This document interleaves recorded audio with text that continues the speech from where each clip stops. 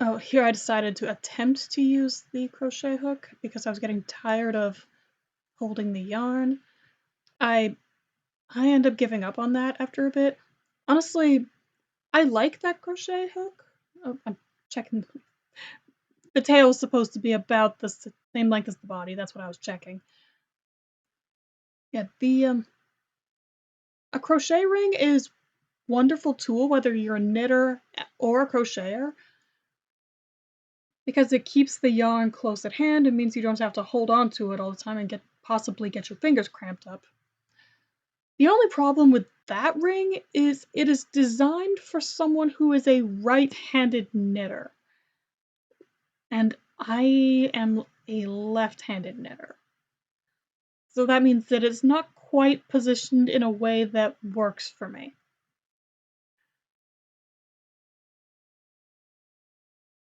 That I wanted to unwind my yarn. It was getting all twisted up.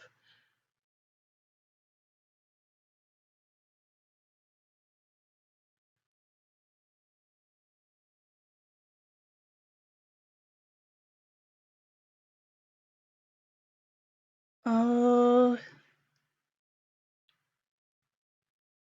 and this is where I had decided to work both sides simultaneously. I will be honest, I lost a little time here, actually a lot of time here, because I don't recommend this method of knitting unless you are very sure you won't lose string ends. Because what I'm doing is I am knitting pieces, but then I'm cutting the yarn between the two sides, and then every couple of rows I tie those two together. Here I'm trying to use a pencil to hold the two sides apart while I knit. Eh, this was an okay idea, I suppose, but I shouldn't have tried to do it with the tail. The two sides were just too narrow and too close together for me to do this. I eventually frog back all the way to the tip of the tail where that stitch holder is and just start over, instead working the tail as just having a top and bottom piece.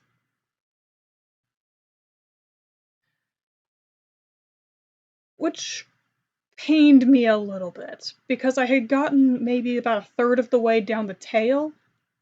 The problem was I had gotten that far and then lost a stitch.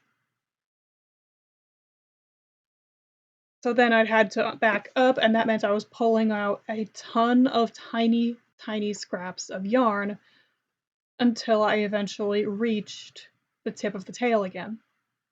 Because once it got that far, there was just no salvaging it.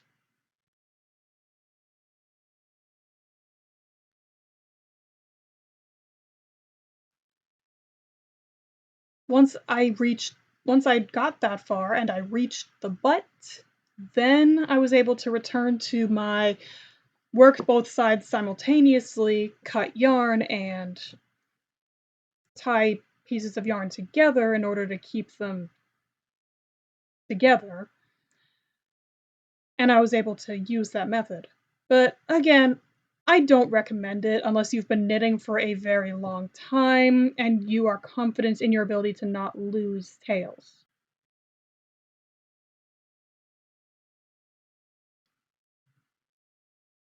I only did it because I was not writing down this pattern and I didn't want the two sides to not match.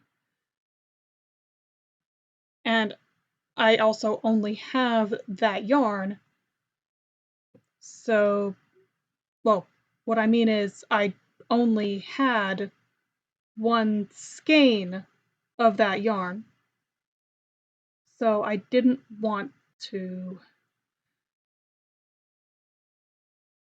waste a whole lot of yarn cutting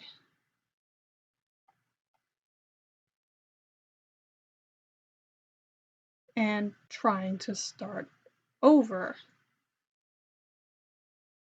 potentially. Yeah, this was my attempt at a no-sew method.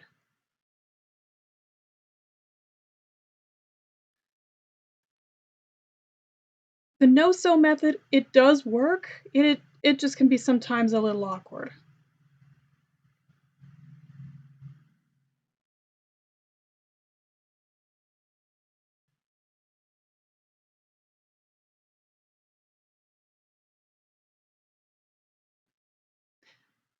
And yes, at this point you can see that I had given up on the working both sides at a time on the tail, because there's no sign of the stitch holder now. Yes, that was where I had to back up and redo.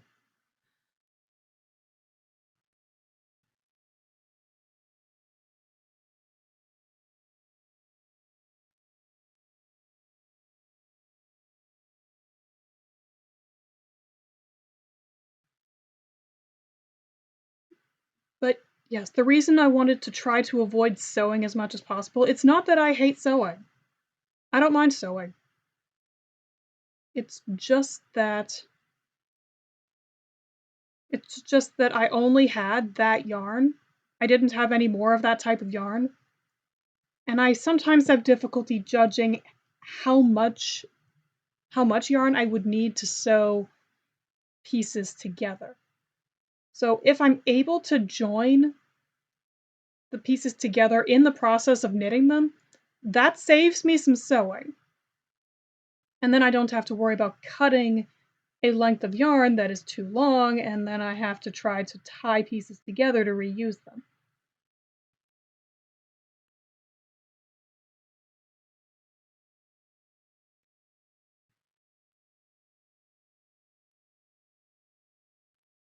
And for anyone who's looking at this shiny blue and wondering, wait a minute, aren't displacer beasts black?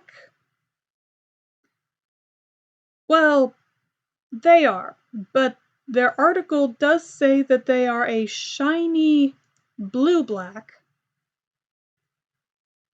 a gleaming blue-black, something like that. And honestly, this yarn is only this shiny on camera, underneath my ring light. In person, when there isn't a light being shown directly on it, it's still sparkles, but it's way more black and way less blue. So it fits. It is a magical yarn, essentially.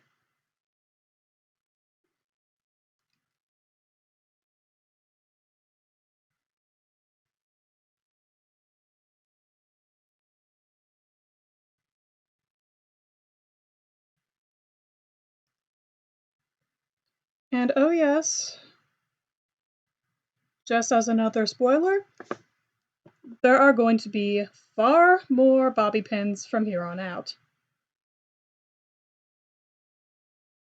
As I hold stitches for not only that little stitch at the base of the tail, but also for each of the 6 legs.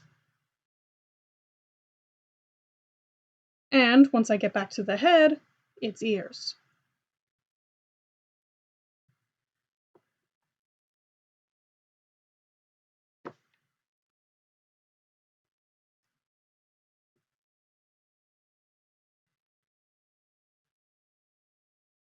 And I'm just using that pencil as an attempt at making sure there's enough string present for me to cut something and have enough left over to tie it. I eventually stopped doing it exactly like that. I think the method I ultimately start using is cutting the yarn at the end of the row on one side, tying it to the connecting string, cutting the connecting string, reattaching the yarn, and then finishing the row.